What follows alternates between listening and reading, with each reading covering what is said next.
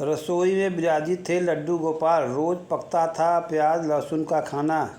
राधे राधे, जय श्री कृष्ण। दोस्तों, आज की यह कहानी आप लोगों को अत्यंत भावुक कर देगी। लड्डू गोपाल के प्रति आपके मन में श्रद्धा और विश्वास और भी बढ़ा देगी, और साथ ही साथ आपके कई प्रश्नों के उत्तर भी इस कहानी में आपको मिल जाएंगे।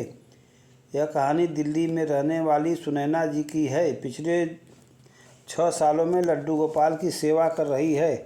तभी से उन्होंने घर में कभी भी प्याज लहसुन का खाना नहीं बनाया। हमेशा सात्विक भोजन बनाती थी और उसी का भोग लगाकर प्रसाद के रूप में स्वयं भी ग्रहण करती थी। सुनैना जी का एक बड़ा बेटा है जो हॉस्टल में रहकर अपनी ITI की तैयारी कर रहा था। उनके पति का 6 साल पहले ही देहांत हो चुका था। उनकी मृत्यु के बाद ही सुनैना जी लड्डू गोपाल को घर लेकर आई थी। बाल गोपाल ने उनके जीवन का अकेलापन दूर कर दिया। पति की मृत्यु के बाद वह बिल्कुल अकेली पड़ गई थी, क्योंकि बेटा पढ़ाई के लिए हॉस्टल चला गया था। समय काटना उनके लिए बड़ा मुश्किल हो गया था। घर में मन नहीं लगता था। हर वक्त पति की याद सताती थी, बेटे की याद सताती थी। 1 मिनट के लिए भी मन स्थिर नहीं होता था। धीरे धीरे उन्होंने भक्त की ओर अपने जीवन को मोड़ लिया। ऐसा नहीं था कि पहले वह पूजा पाठ नहीं करती थी या भगवान को नहीं मानती थी। वह शुरू से ही धार्मिक प्रवृत्ति की थी, लेकिन लड्डू गोपाल घर में विराजित नहीं थे। पति की मृत्यु के बाद ही उन्होंने उन्हें विराजित किया। वह पास के मंदिर में भजन कीर्तन में जाने लगी। आसपास जहाँ भी भजन कीर्तन होता वहाँ पहुँच जाती। इसी तरह उनकी मुलाकात कुछ ऐसे लोगों से हुई जो लड्डू गोपाल की सेवा करते थे। उन्होंने सेवा के बारे में सुनैना जी को बताया और फिर सुनैना जी उन्हीं के साथ वृंदावन जाकर बांके बिहारी जी के दर्शन करके वहाँ से छोटे छोटे से लड्डू गोपाल को घर लाई और विराजित किया। लड्डू गोपाल के आने के बाद उनका जीवन पूरी तरह बदल गया। जो अकेलापन और अधूरापन था वह एकदम से दूर हो गया। हर पल उन्हें लड्डू गोपाल की अनुभूति होती। उनकी तरह तरह की लीलाएं देखकर मन भाविक हो उठता और ऐसा लगता जैसे वे हर पल उनके साथ है। इस वजह से सुनैना जी को न तो कभी भय हुआ, न ही अकेलापन महसूस हुआ। वह बड़े आनंद से जीवन व्यतीत कर रही थी। 5 साल बाद उनका बेटा अपना कोर्स पूरा करके घर वापस आ गया और आते ही अच्छी सी नौकरी लग गई। सुनैना जी बेहद खुश थी कि लड्डू गोपाल की कृपा से बेटे को अच्छी नौकरी मिली। नौकरी लगने के बाद उसके लिए शादी के रिश्ते आने लगे। सुनैना जी का घर छोटा था, 2 कमरे और 1 रसोई घर। एक कमरे में लड्डू गोपाल विराजित थे और दूसरे कमरे में वह स्वयं रहती थी। बेटे की नौकरी लगने और रिश्ते आने पर लड्डू गोपाल की कृपा से एक बहुत अच्छा रिश्ता तय हुआ और शादी बड़े धूमधाम से हो गई। शादी के बाद घर में थोड़ी समस्या आ गई। बेटे और बहू के लिए एक कमरे की व्यवस्था कर दी और स्वयं दूसरे कमरे में रहने लगी। इस वजह से लड्डू गोपाल को रसोई घर के एक कोने में स्थान देना पड़ा। शादी से पहले बेटा घर पर भोजन कम ही करता था। सुबह हल्का फुल्का नाश्ता कर ऑफिस जाता, दोपहर का भोजन कैंटीन में और शाम को भी बाहर खाकर लौटता। इस कारण खाने को लेकर कोई समस्या नहीं थी। लेकिन शादी के बाद हालात बदलने लगे। बहू के आने के बाद घर में प्याज लहसुन का भोजन बनने लगा। सुनैना जी ने कई बार समझाया, जब से मैं लड्डू गोपाल को घर लाई हूँ मैंने प्याज लहसुन का इस्तेमाल छोड़ दिया है और सात्विक भोजन बनाती हूँ। तुम भी सात्विक भोजन ही बनाओ। हमारा घर छोटा है। जब लड्डू गोपाल की कृपा से हम बड़े घर में जाएंगे तब तुम्हारे लिए अलग रूम होगा। तब तुम अपने अनुसार कुछ भी कर लेना, मैं कोई रोक टोक नहीं करूँगी। लेकिन अब वह बुजुर्ग हो चुकी थी। उनकी इस बात सुनता नहीं था। आजकल के बच्चों को आप जानते ही हैं, वे इन बातों में अधिक विश्वास नहीं करते।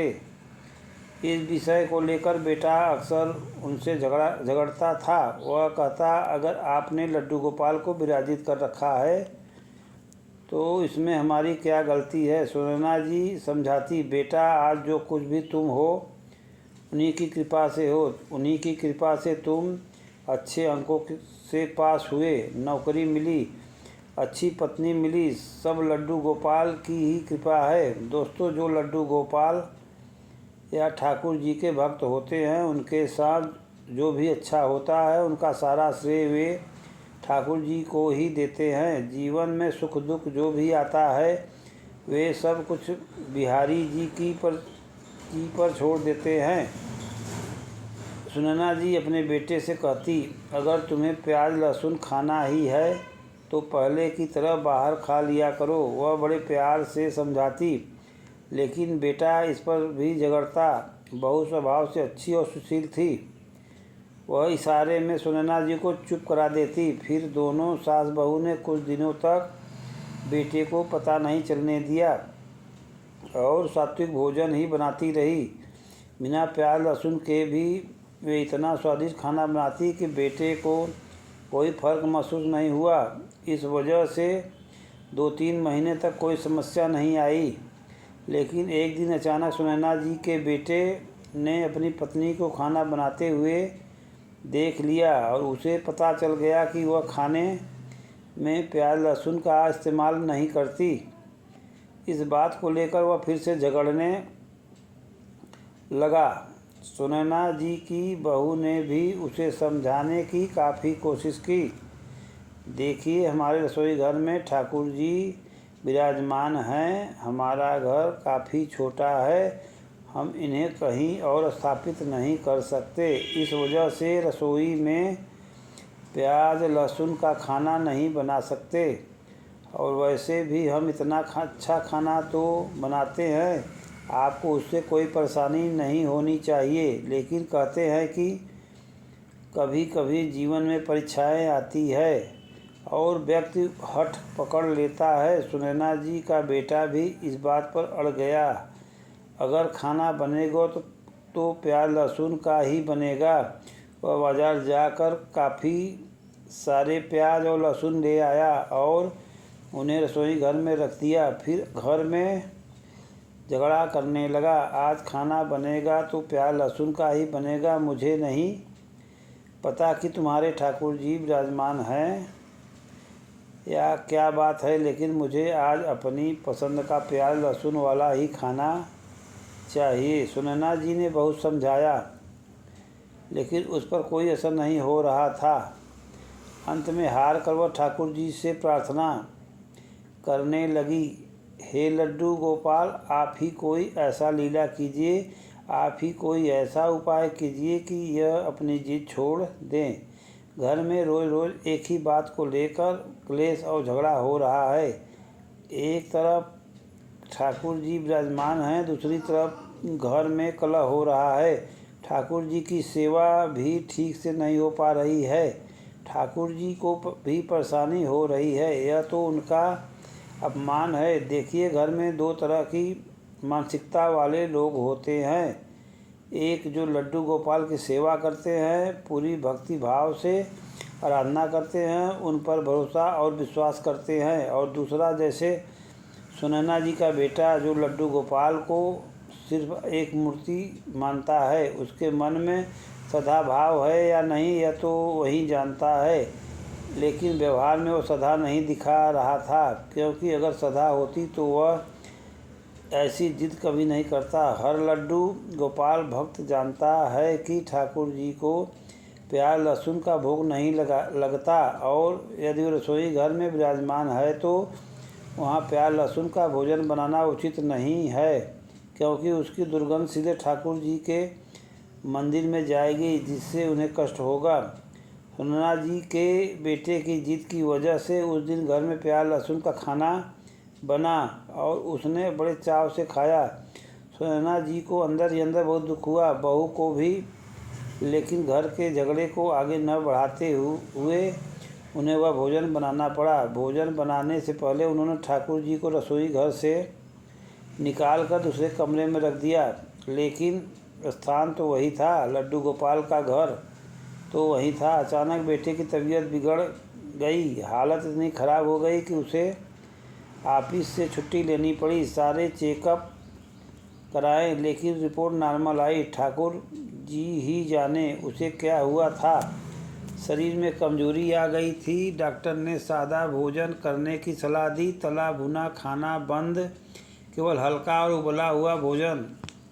बेटा परेशान था।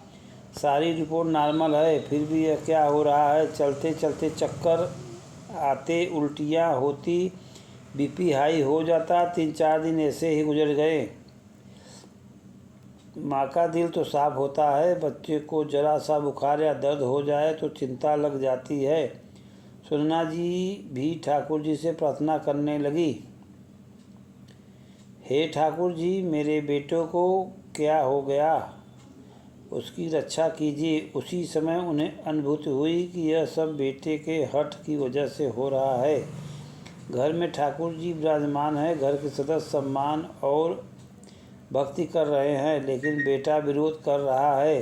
यही समस्या का कारण है। अनुभूति होते ही वह बेटे के पास गई और बड़े प्यार से बोली, देखो तुम 3-4 दिनों से बीमार हो और बिल्कुल सादा भोजन कर रहे हो। मैं तुम्हें कहती थी कि प्याज लहसुन का सेवन मत करो। अगर तुम बाहर रहते हो तो सब कुछ खा सकते हो, तुम्हारे ऊपर कोई पाबंदी नहीं है, क्योंकि सेवा मैं करती हूँ। लेकिन इस समय ठाकुर जी हमारे रसोई घर में विराजमान है, तो जब तक उनकी कृपा से हमें दूसरा घर नहीं मिलता, तब तक मैं तुमसे प्रार्थना करती हूँ कि प्याज लहसुन का खाना न बनाए। वैसे भी भोजन केवल प्याज लहसुन से स्वादिष्ट नहीं बनता। कितने दिनों तक तुम्हें पता भी नहीं चला कि हम किस तरह का भोजन बना रहे हैं। सुनैना जी के प्यार से समझाने पर बेटे को भी बात समझ में आ गई। उसने अपनी जिद छोड़ दी। वह ठाकुर जी के सामने शीश झुकाकर बोला, हे ठाकुर जी, मैंने जो भी हठ की उसके लिए क्षमा कर दीजिए।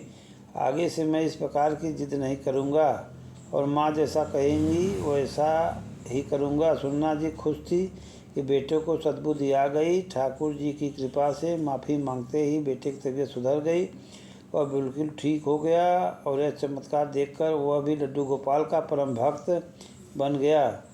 अब वह सुबह उठते ही नहा धोकर सबसे पहले ठाकुर जी के सामने शीश झुकाता, प्रार्थना करता और फिर ऑफिस जाता। घर के सभी लोग लड्डू गोपाल से बहुत प्यार करते, उनकी सेवा करते और सात्विक भोजन ही ग्रहण करते। बाहर शादी या किसी फंक्शन में जाने पर सुनैना जी ने बेटे बहू पर कोई पाबंदी नहीं लगाई। वे किसी भी प्रकार का भोजन कर सकते हैं, लेकिन जब तक ठाकुर जी रसोई घर में विराजमान है, सात्विक भोजन ही बनेगा। सबने उनकी यह बात मान ली। सुनैना जी कहती है, यह सब लड्डू गोपाल की कृपा से हुआ है। आजकल के बच्चे हमारी बातें नहीं मानते, लेकिन यह ठाकुर जी की कृपा है कि बेटे ने बात मान ली। यह उनका ही चमत्कार है। दोस्तों, अगर हमारे घर में लड्डू गोपाल विराजित हैं और कोई बड़ा हमें कुछ कह रहा है, तुम यह मत करो, तो उसे सुनना और समझना चाहिए, न कि हट करना चाहिए। क्योंकि जब ठाकुर जी विराजमान होते हैं तो कुछ नियमों का पालन करना आवश्यक होता है, तभी पूजा और सेवा फलती है। जिस तरह सुनैना जी पर लड्डू गोपाल की कृपा हुई, उसी तरह ठाकुर जी की कृपा आप सभी पर बनी रहे। लड्डू गोपाल अपने भक्तों को कष्ट नहीं देते, लेकिन कभी कभी उन्हें समझाने के लिए थोड़ा कष्ट देना पड़ता है और अंत में सब ठीक कर देते हैं। यह उनके द्वारा दिया गया कष्ट नहीं, बल्कि उनकी लीलाएं होती है जो हमें ज्ञान देती है। आशा है यह कहानी आपको पसंद आई होगी। अगर पसंद आई हो तो वीडियो को लाइक करें और कमेंट में राधे राधे ज़रूर लिखें। चैनल पर पहली बार आए हैं तो सब्सक्राइब ज़रूर करें। दोस्तों, अगर आप भी कोई कहानी शेयर करना चाहते हैं तो डिस्क्रिप्शन बॉक्स में दिए गए मेल एड्रेस पर लिख भेजें। राधे राधे।